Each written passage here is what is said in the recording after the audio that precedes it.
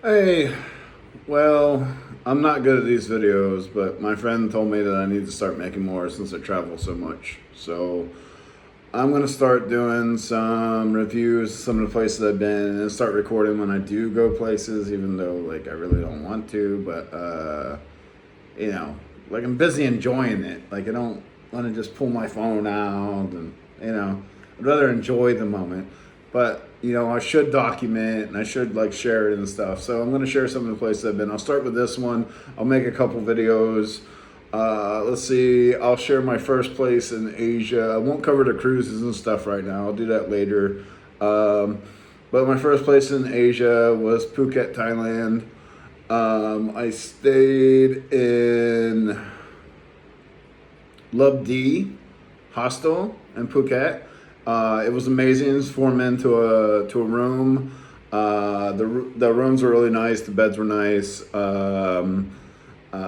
It was a party hostel and a little bit older set, so it was fun, but felt a little out of place.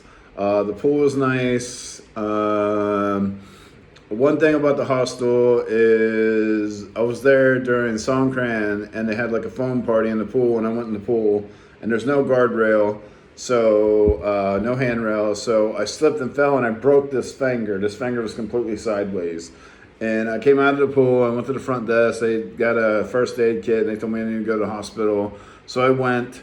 I thought it was going to be expensive because I'm from America and hospitals are expensive, but it was not expensive at all. It was like, I think $75 or something total for the whole thing. Um, Anyways, I got stitched up and they reset my finger, hurt like hell.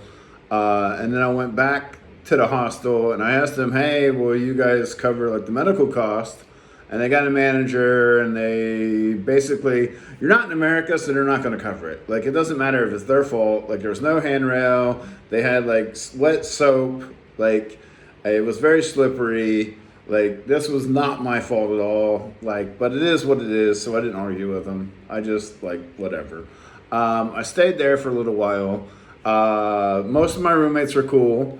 And then I had the last roommates I had, I met a really cool dude from Mexico that's a doctor who's still friends with me. Um, and then me and him were in the room, and then these two UK girls that were like 21 years old came in, and they were rude. They were loud at like 2, 3 in the morning. Like, I understand you're drunk and everything, but they would come in, turn the lights on, like bring fucking people into the room at 2, 3 in the morning, fucking talking. Like, that's just rude. You don't do that in a hostel. If you want to talk, talk in the day room. Especially 2, 3 in the morning. If it's in the afternoon, daytime, that's understandable. But 2, 3 in the morning, like coming in, like being loud.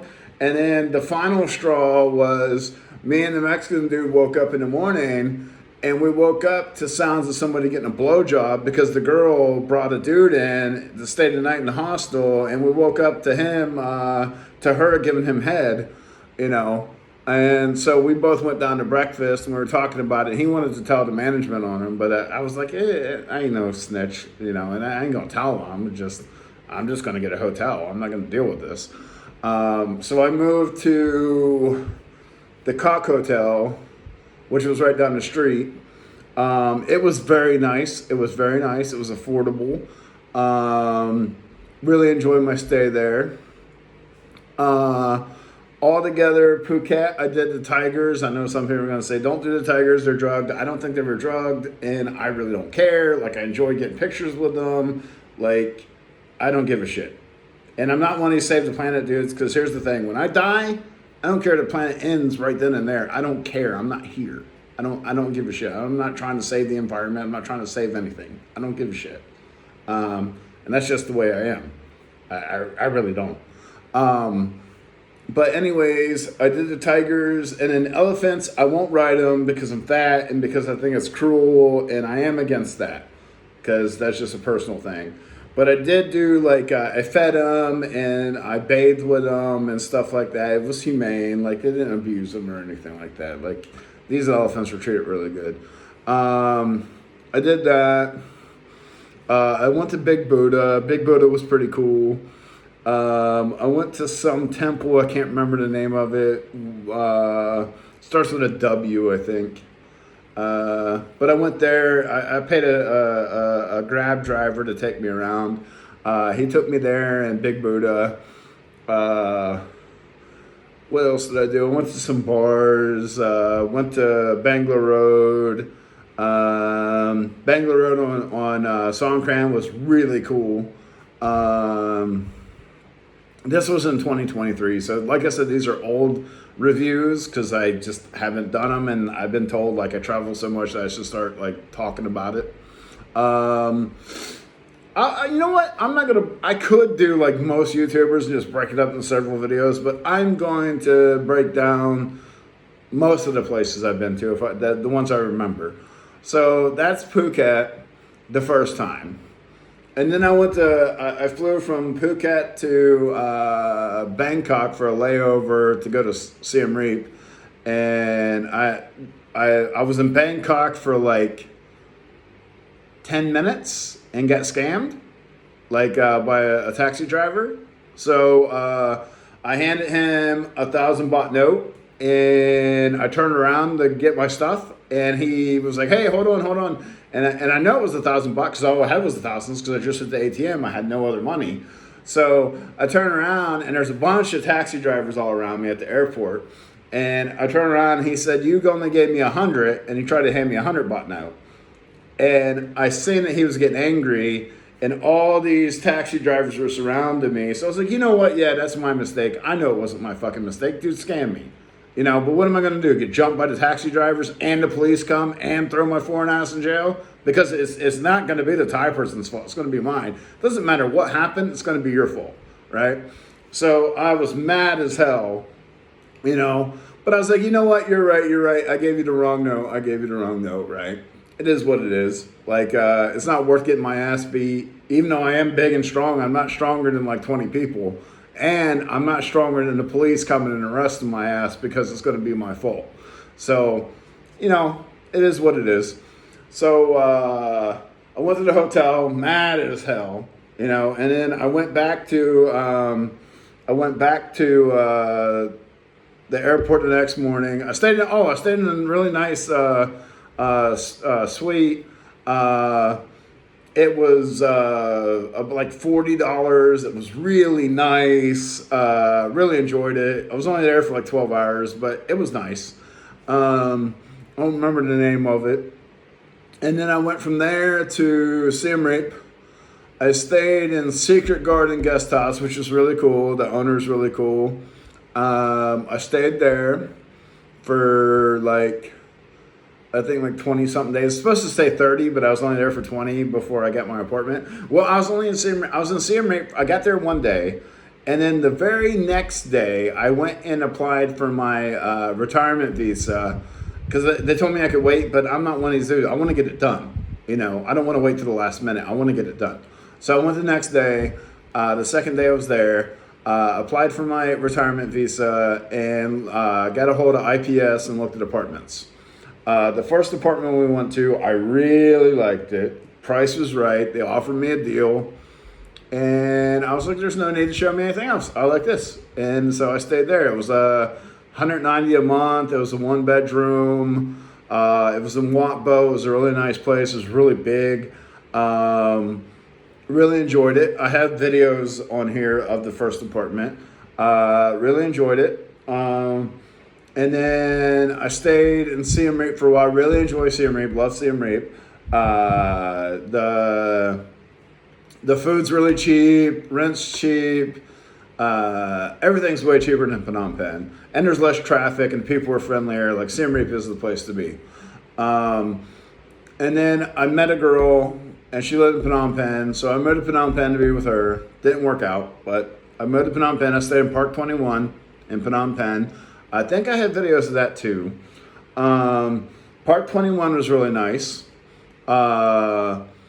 It was smaller. It was a studio, and it was kind of overpriced. It was $450 a month, include housekeeping.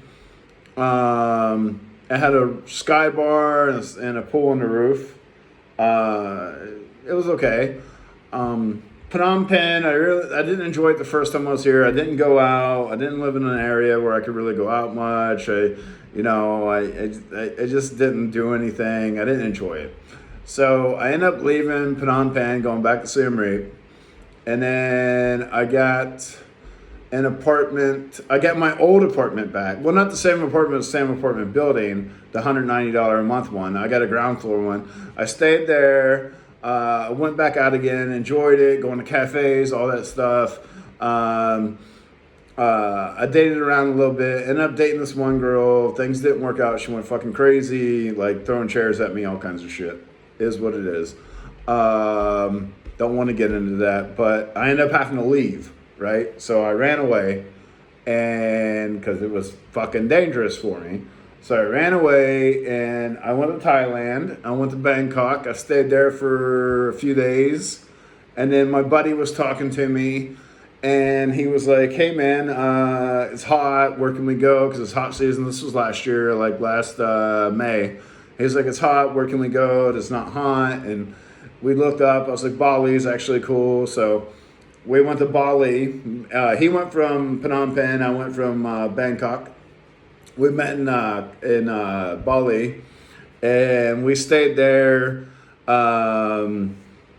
We stayed in we didn't realize how big Bali was. So when he booked the hotel, he just like put in Bali, and he didn't realize how big the island was. And we were far away from everything. Like we were all the way on the north end of the island, and it was like a 2-hour taxi ride from the airport to the. It was crazy. But anyways.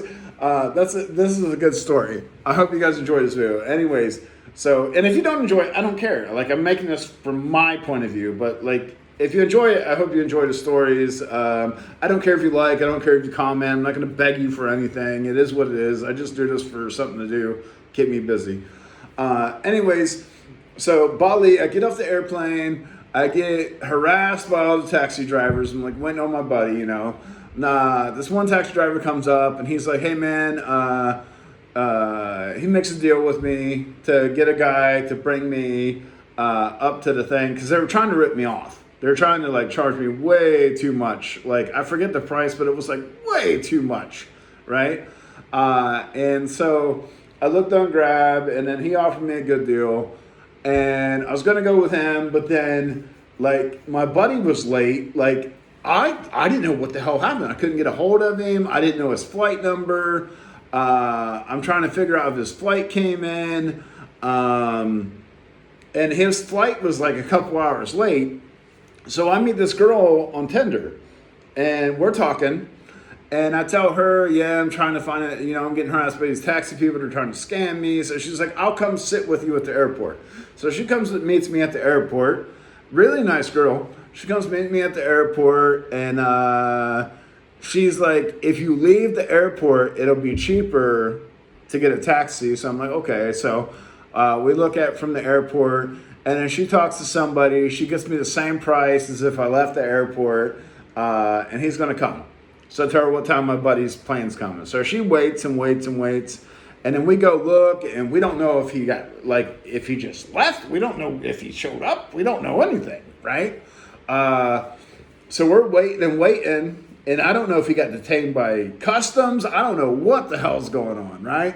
And then finally, he texts me, and he says, and here's the thing, I'm trying to call him, but because he's got his laptop with WhatsApp, it's ringing, so I'm thinking, hey man, you got service, where the fuck are you, you know? But no, he's, and it's showing that he's getting my text, but he's not. His laptop is here in Phnom Penh. But like on the plane, he's not getting anything. So I don't know that. So anyways, he ends up showing up. The taxi driver's pissed a little bit at the girl for having him wait.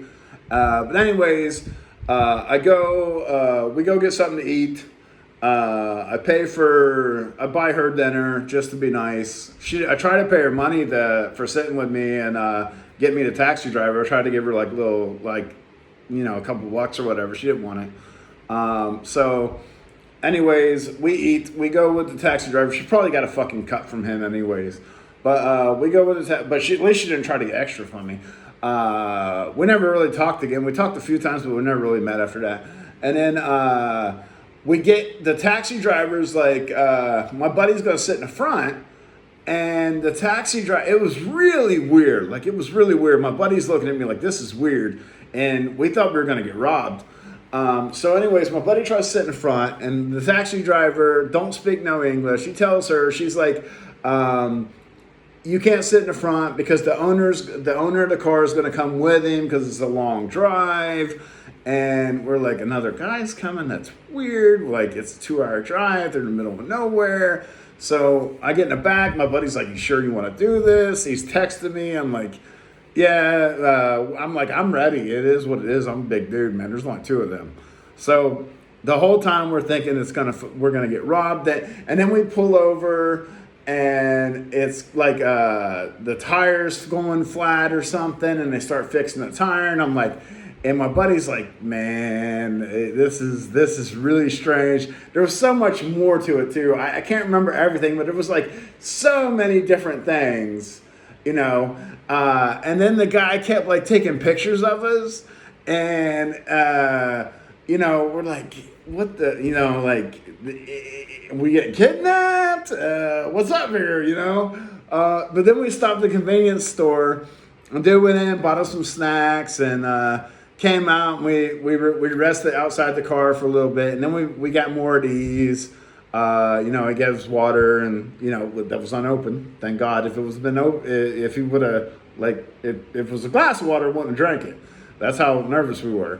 But anyways, it was cool. It was just a whole bunch of coincidences that was weird. It's good to be on edge when you're traveling. You know, paranoia. It's better to be paranoid than to be a victim. So, anyways, we get to our hotel, middle of nowhere. Next day, we get up. We want to go hit the beach. There is no. It is on the ocean. There's no beach. It's a straight rock cliff, right? Little itty bitty pool. We're like, man, there's nothing there. There's like one little local restaurant to walk to. Nobody speaks English. There's nothing to do. There's no taxi rides. There's nothing. So. We go to the guy, and we're like, my buddy's like, hey man, I meant to book 3 days, but I accidentally put in 30. It was a glitch. Like, so we didn't pay for the whole 30. We stayed for 3. We were going to do 1. We're like, we'll give him at least 3 because it's our fuck up, you know, for picking the wrong spot. So we stayed for 3. We booked another hotel. We actually looked on the map for where it was this time. We booked in Kuta. We ended up staying near Kuta Beach. It was an okay hotel. I was satisfied with it. My buddy wasn't because it had some mold and stuff. I was satisfied. Had a sky bar in Bali and Kuta. Had a sky bar. You couldn't bring your own beer. We brought beer up there one time, and they got fucking mad. You know, they wanted you to buy their own. Like then they policed the shit out of us, make sure we weren't drinking. They were dickheads. And then we left there, and instead of doing like the whole stay in one hotel, I talked to him. I was like, let's do like 4 days here, 5 days here, you know, like split up, move around a little bit, right? So we did that, and we stayed there, and then I don't remember the name of that hotel, but the other one we went to was the Palm Beach Resort. I really liked it. No elevators, but it wasn't bad. It was only 2 floors. It was really nice, big ass pool, nice restaurant, near everything, right across the street from the beach. Really cool, really cool. Near a mall, like walking distance to everything. Really, really, really, really awesome. We went to some nightclubs there. The nightclubs were really cool. We did a whole bunch of stuff in Bali. My buddy ended up getting certified for scuba diving. I didn't do that. Yeah, Bali was cool. There was one thing I don't like about Bali is the people. Like, Cambodia has the best people in the whole world. I don't care if that makes anybody mad that I ain't Cambodian, but Cambodia is the best people. Khmer people are the best. 100%. The friendliest, the nicest, the most honest. They're the best. Bali people are beggars. They're aggressive. They're aggressive salesmen. They all see you as an ATM, like a super ATM. You are a walking dollar sign. You are a sale. You are somebody they can beg money from.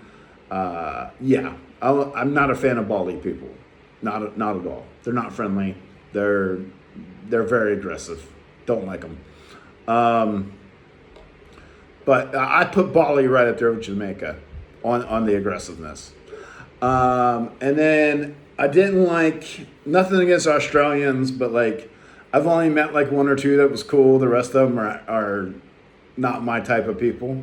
You know, they're not to judge a whole bunch of people, but like it's just, you know, math. You know, I don't judge people because they're Australian. It just happens to be a fact that most Australians and me I don't like. You know, there are a few. I have a really good friend that's from Australia and Siem Reap, but most of them I don't like. And there's a lot of Australians in Bali, which is a turnoff for me too. So it's very nice. It's very beautiful. It's affordable, but it has some pros and cons to it too, you know. Another bad thing was like you would walk, like when we were in the Palm Beach Resort, we would walk and walk down this alley and go to the main road and then walk. And at that corner, there were these girls, these little like 12-year-old, 11-year-old girls, like standing on either side of the sidewalk. And it was like a gauntlet, and you'd walk and they'd grab you. And they're trying to get you to go do a massage, and you know what it was. I know what it was. I don't like to think about it. I don't, it made me want to puke, even thinking that these girls are doing it. The police didn't care, because the one day we went, they're sitting there grabbing on people walking by, trying to get them to go do massages, and there's the police literally 20 feet from them, you know? They didn't even give a shit, you know? Like, it was disgusting. Really did not like that. It just, yeah, it was absolutely horrible. Just thinking about that makes me sick to my stomach. Other than that, beautiful island, cheap, but like child sex shit, like horrible stuff, you know, like just out in the open, like on the main street trying to get people, you know. Did not like it. Then we went from Bali back to Phnom Penh. I got an apartment here. And then where'd I go since then? I went on several places. Let's see. I was here for a long time before I traveled again. And then I went to Kampot with my girlfriend. And Kampot's nice. Kampot, Cambodia. Kampot's very nice. It's small. Really like it. Wouldn't mind living there. We stayed in bamboo bungalows. I think it was bamboo bungalows. Is it a bamboo bungalows or river bungalows? Can't remember. But it was right on the river. Our bungalow was right on the river. It was really romantic. I really enjoyed it. Yeah, Kampot was nice. We took the train there. The train ride was nice. It was really relaxed. Yeah, that was Kampot. And then we went to Ho Chi Minh for New Year's Eve. That was happening. Ho Chi Minh was crazy on New Year's Eve. I got really drunk. I think I ate a Valium and a codeine, and I drank a shitload, and I ended up puking at exactly midnight. That's how I brought in New Year's. We went out with me, my girlfriend, and my buddy. We went out on Walking Street. We went to a bar. It was fun. We walked around. We went to the War Museum. War Museum was hard to look at. My girlfriend didn't even make it through the first room because it was the Agent Orange room, and she's seen the pictures, and she just had to leave the museum after that. It really shocked her. And then, yeah, we didn't really do much in Ho Chi Minh. We ate, we walked around, you know. We went to a couple of vegetarian restaurants because my girlfriend's vegetarian. Yeah, we weren't there very long. And then after Ho Chi Minh, where did we go? After Ho Chi Minh, me and my buddy went to Bangkok. We stayed there a few days in the hostel.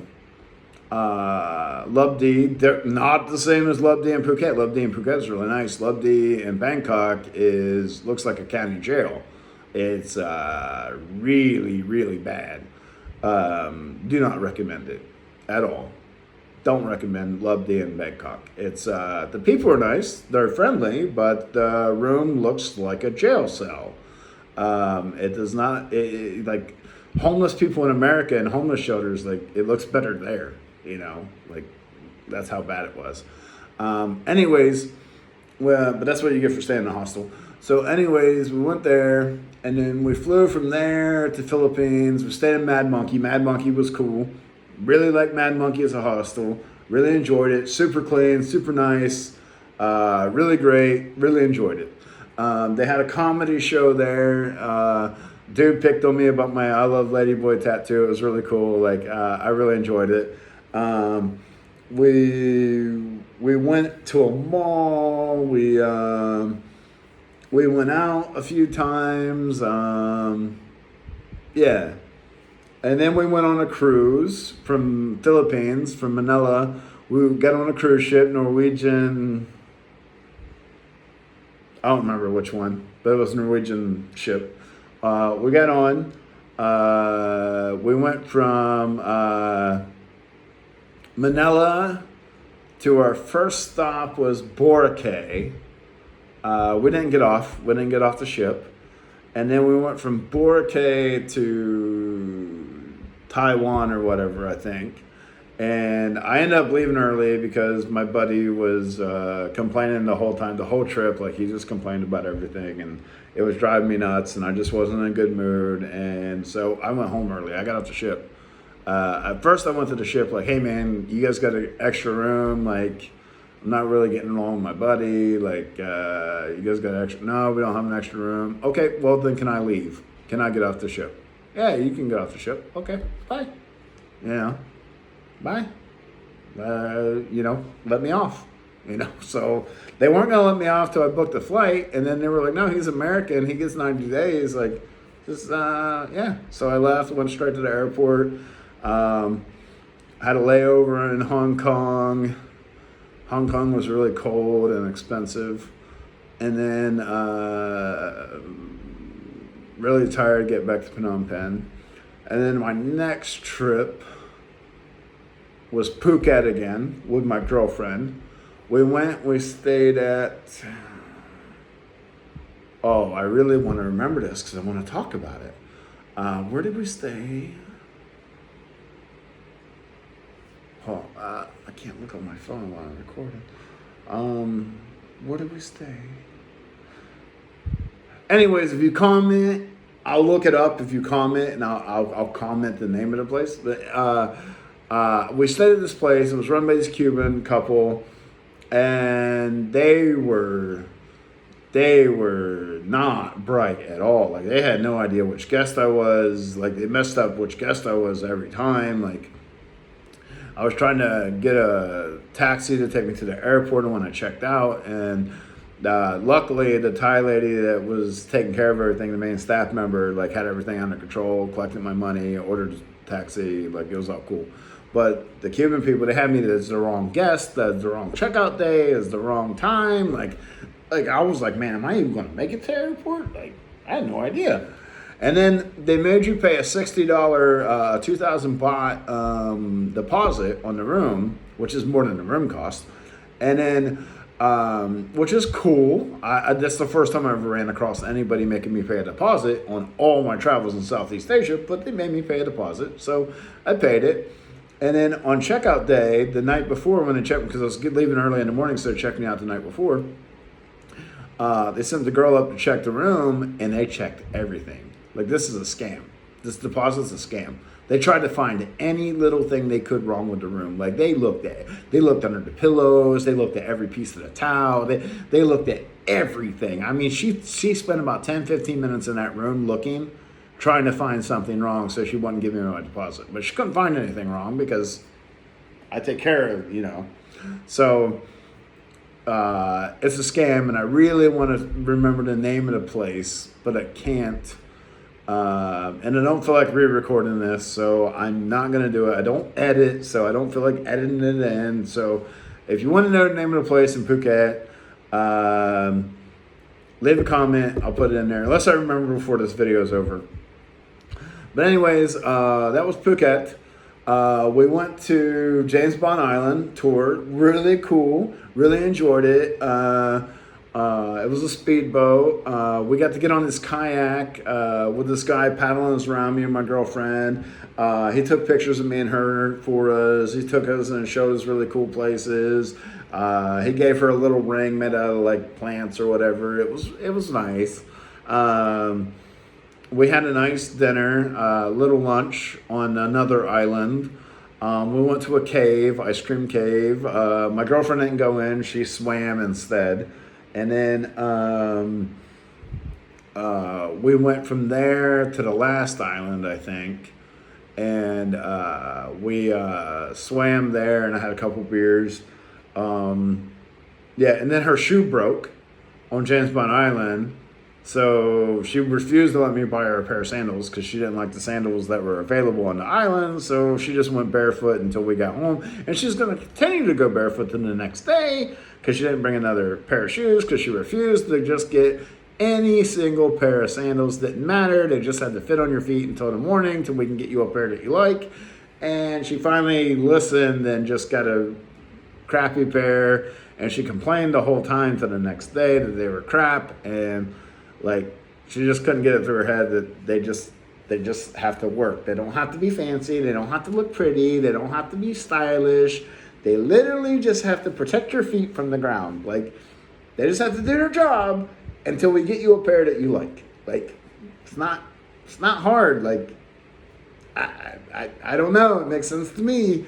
So anyways, we did that. We went to the beach. We went to Bangalore Road a few times. My girlfriend's a ladyboy in Cambodia. A lot of people in Phnom Penh stare at her, say rude things, bully her. In Thailand, nobody said anything mean to her. They were really nice to her. They tried to talk to her in Thai because they thought she was Thai, but then she would tell them she's Cambodian. They talked to her in English. They compliment how pretty she was. They'd be very polite to her. They didn't act any different because she was ladyboy because it's more acceptable there. She really enjoyed that part. Let me see. Yeah, going out to eat, going shopping at the mall, different things. Then the last trip I did was Koh Rong. We took the night bus to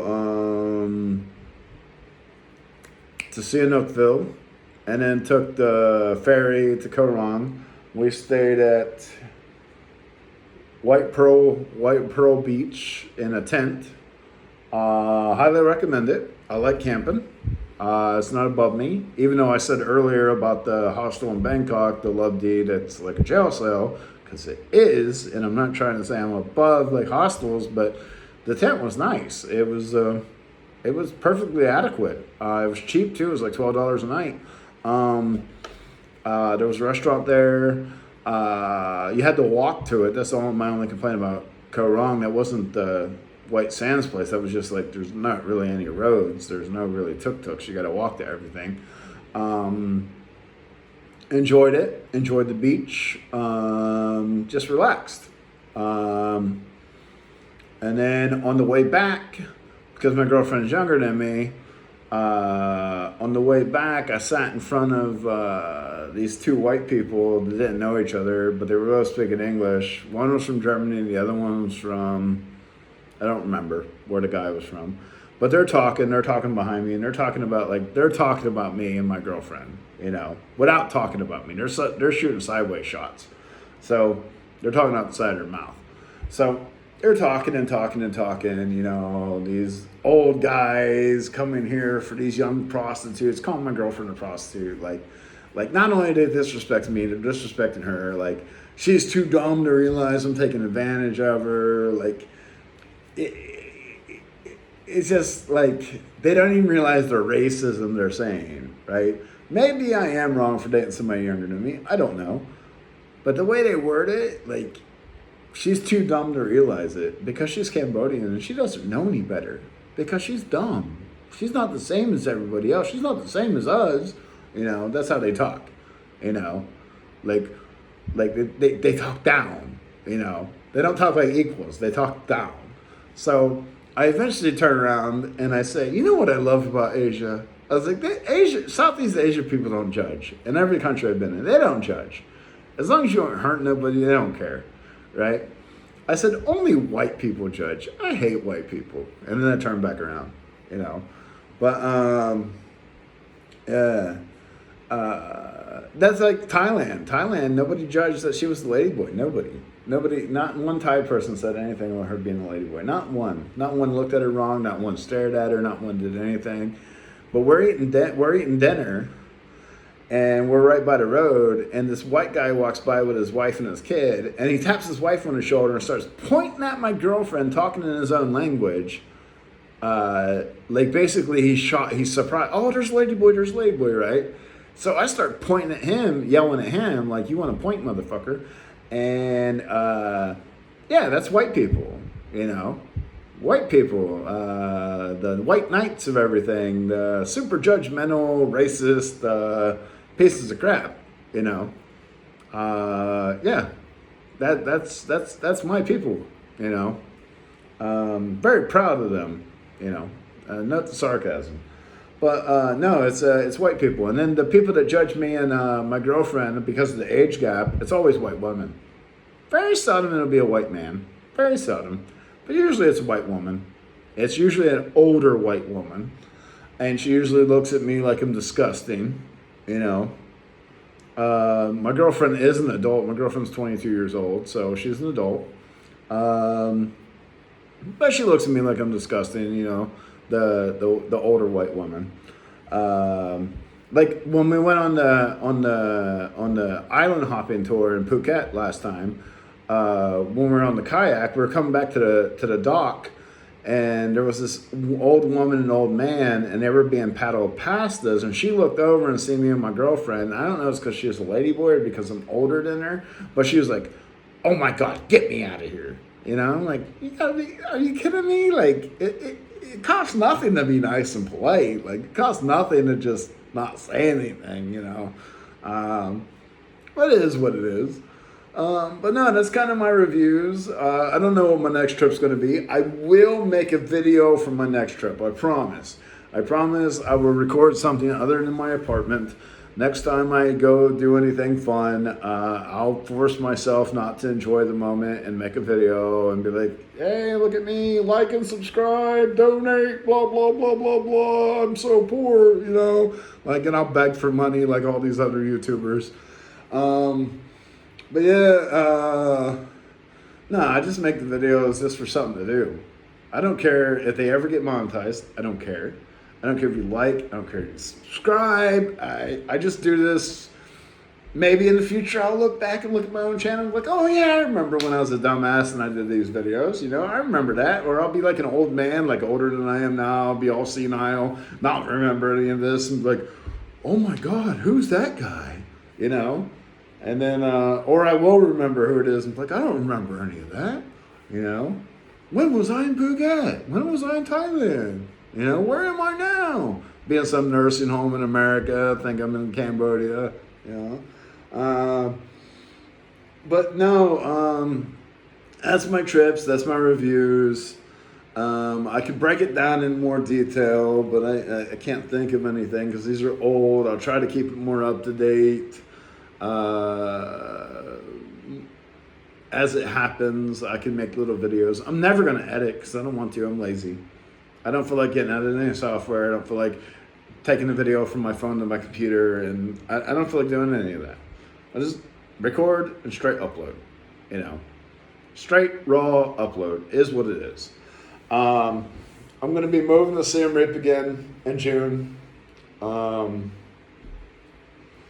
then I got a couple of trips planned after that. I'm going to go to Siem Reap in May to look at apartments. That way I'm not going blind. Like I'll go in May for a day or two, for a couple of days, look at apartments, and then have a place to go in June. And then I don't know where my next trip's going to be.